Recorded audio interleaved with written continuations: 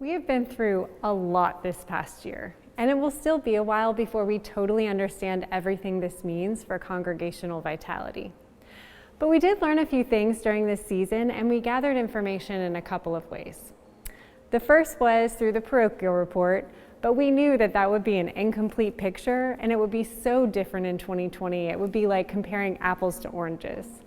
So we wanted more insight into what was going on across the diocese than the parochial report could give us. So the second way we gathered information was through the landscape survey. The bishop commissioned Holy Cow Consulting to do a diocesan-wide survey called the Landscape. And that was just another way to gather insight about what was really going on in the diocese. And here's what we learned from this information. Number one, we have not been thwarted from accomplishing our mission in Middle and North Georgia. We kept doing it. And number two, we are uniquely positioned to keep moving forward. Despite the external obstacles, our assessment showed us that there are no major internal obstacles. We actually have what we need to move into the future, into the next phase of our life together. The landscape survey also showed us where we are, that we're ready, we're poised to move forward, and the survey also showed us where we want to go. Many of the respondents' priorities for the future had to do with equipping congregational leaders, which is one of our core values. The bishop has been working on leadership development for a decade, and equipping leaders is something we have been doing in the Office of Congregational Vitality and will continue to do in the future in a myriad of ways. One way we equipped congregational leaders is, this past summer, after 4 years of dreaming and planning, we launched the College for Congregational Development in the Diocese of Atlanta. The college is a 1-week intensive to equip leaders to help their congregations become more vital. When you go to a conference, sometimes you learn all this information and you soak all this up and you're re-energized. But what is different about this week is that we have been given a chance to practice with it, to experiment with it, to play around with it, to fumble with it. And then we're going to be given tools that they're expecting us to use on the ground when we go back. So I am grateful that this is not something that's just an academic. It is a real world application, and I'm grateful for that. It's evident that these models kind of seem businessy if you're looking at them on the page, but when we are using them and working with them, you can see the Holy Spirit woven through. It's just evident, and you feel that in your teamwork, you feel that in the plenary where everyone is there. It is working through. So we equipped leaders through the college, and we also equipped leaders by starting regular wardens meetings for training, for sharing resources, and for sharing ideas, especially during this time of adaptation, so we could hear from others around the diocese about what was working in this time, and that was invaluable. From the landscape, we learned that equipping leaders was a priority for the future and one we will continue working on. We also learned that we are uniquely poised and ready to move into the future. And we saw that through parochial report data as well. Even in 2019, we saw that we were in this unique position. In 2019, we were one of only 4 dioceses who had stopped declining. The Episcopal Church as a whole has been declining for a couple of decades, but in 2019, the Diocese of Atlanta stopped the decline. And we were poised for something new to emerge. We held steady in 2019, and we were just waiting to see what God would do in 2020. And then, of course, the pandemic hit, and what God did was not what we expected. But what we learned in looking at the parochial report data was that despite all the obstacles of the pandemic, we still accomplished our purpose. We still grew spiritually, we served compassionately, we worshiped joyfully.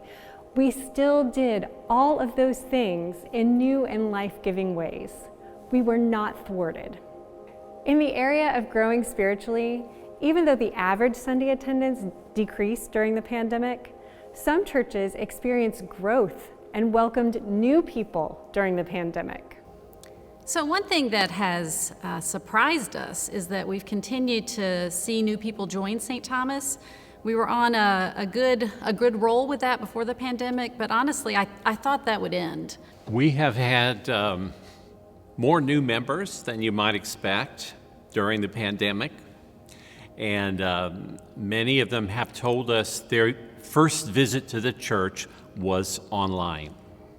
So an adaptation of necessity is something we've now invested in, and we're seeing that it's a way that people are comfortable visiting us, learning what to expect before they come. Some churches grew, but overall across the diocese, though, we did see a decrease in average Sunday attendance. But we had an increase in those involved in spiritual formation programs, an increase of 50%. In fact, in 2020, we reported a higher number of participants involved in spiritual formation than our diocesan ASA, average Sunday attendance, meaning that when people couldn't come to church, they were still involved. And the way they were involved was in spiritual formation. Even more so than ever before, 2020 is the highest number ever reported of those involved in spiritual formation for adults. Now for our children, we actually saw a decrease in attendance in spiritual formation programs like Sunday school. And in speaking with formation leaders, that seemed mainly due to Zoom, which was our only option for a while, not being a super effective way to do children's ministry. Although some parishes did still have success with this. Most parishes, though, had to pivot and adapt and innovate.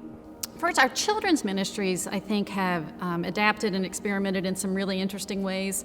You know, some things we tried didn't work, but some of what we experimented with children's ministry has just really thrived. We did online Christmas and Easter pageants with the kids, and that meant more kids could participate. We've done a lot to try to empower and resource parents to celebrate liturgical seasons at home, to bring things home and share with their kids so that parents can have a really clear role in formation from home. And that's been really exciting to see, and that's something that of course we're going to want to keep doing. Many parishes created formation and worship at-home activity kits for different seasons like Lent, Easter, Advent, and Pentecost. Our research in 2020 showed that the family and close friends had the biggest impact on people's spiritual growth during the pandemic. So those take-home kits were really important and effective during 2020.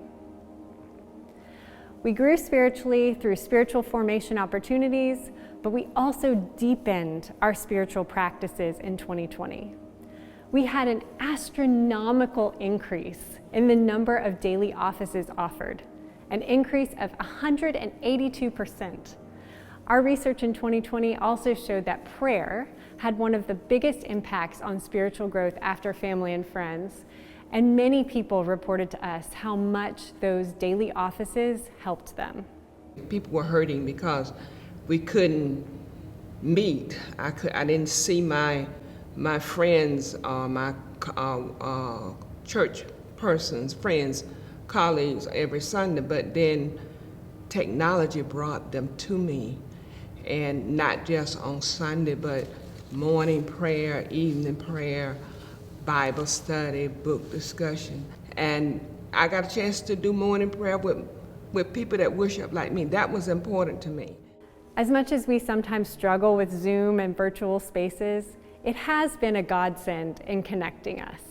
We had so many different Bible studies that people came to it from different countries, from different parts of the world, and different parts of our own parish that they never participated. They, whether they were working for CDC or whatever, but they took their lunch break and they came at 12 o'clock. We were dislocated in so many different ways. We weren't able to break bread together. We weren't able to gather in person together in our usual spaces. And what the Bible studies and the other forms of Christian formation provided was an opportunity for us to huddle together virtually. We started what we called Noisy Narthex, which was a period of time before we had morning prayer. And that gave those people who came in, tuned in early a chance to check in with each other and catch up. And a sense of community was able to be maintained. And what was really even more special about it was that since we have 2 services, we have what some say are 2 congregations. Well, since we were doing this, the 2 congregations came together. We're currently, even as we are back in the building, we're still live streaming our services. We're actually reaching more of our community because we're having more of those views even throughout the week with social media platforms such as YouTube and Facebook. I know we've had new people that have started with us, that have discovered us, because it was a safe place to check us out on what we were doing with our streaming platforms. Our prayer group now meets on Zoom, instead of having to drive in, which means more people are able to participate in that. We were able to do evening prayer on Zoom. We had never had a strong midweek service option because of the drive and the distance, and so now we're able to do that. Having meetings on Zoom has enabled us to expand our leadership pool. When we did the book discussion, and we had people from Ohio and New Jersey in the book discussion, we wouldn't have had that if we was in the church, so that we can reach more of God's people in all that we do. It's just not, we're not on Cascade anymore. We are worldwide.